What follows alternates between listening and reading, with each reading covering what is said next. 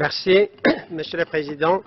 Le CETIM et la FIMARC souhaitent tout d'abord rendre un vibrant hommage à Monsieur Olivier De Schutter pour ses contributions à la mise en œuvre du droit à l'alimentation.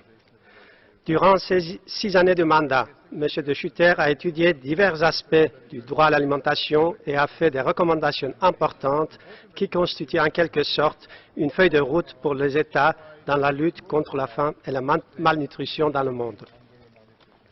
Il a également démontré le rôle irremplaçable de l'agriculture paysanne et familiale dans la réalisation du droit à l'alimentation.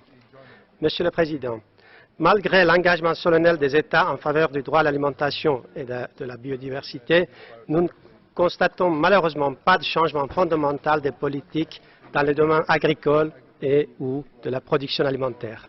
En effet, la réforme agraire n'est toujours pas à l'ordre du jour dans la plupart des pays. Au contraire, nous assistons au niveau mondial à la concentration des terres fertiles entre les mains d'une petite minorité. Le monopole des sociétés transnationales agroalimentaires sur la chaîne alimentaire se renforce de plus en plus.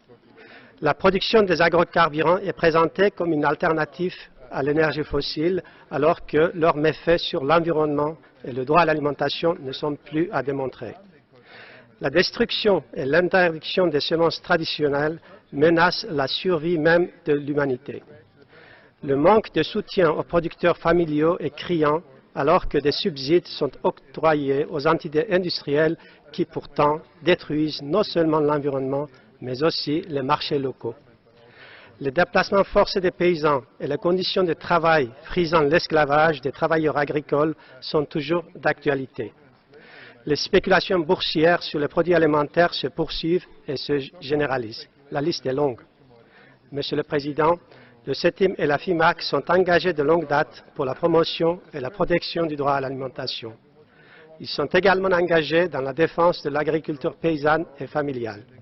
Aujourd'hui, cette paysannerie est menacée de disparition alors que c'est elle qui nourrit le monde et qui garantit le modèle de développement alternatif et durable.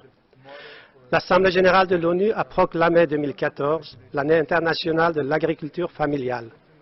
Le Conseil des droits de l'homme a entamé l'an dernier les négociations sur un projet de déclaration sur les droits des paysans.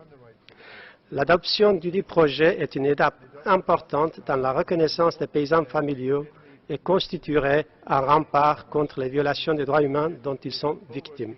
C'est pourquoi nous appelons tous les États à soutenir ce processus. Monsieur le Président, Mesdames et Messieurs, je vous remercie de votre attention.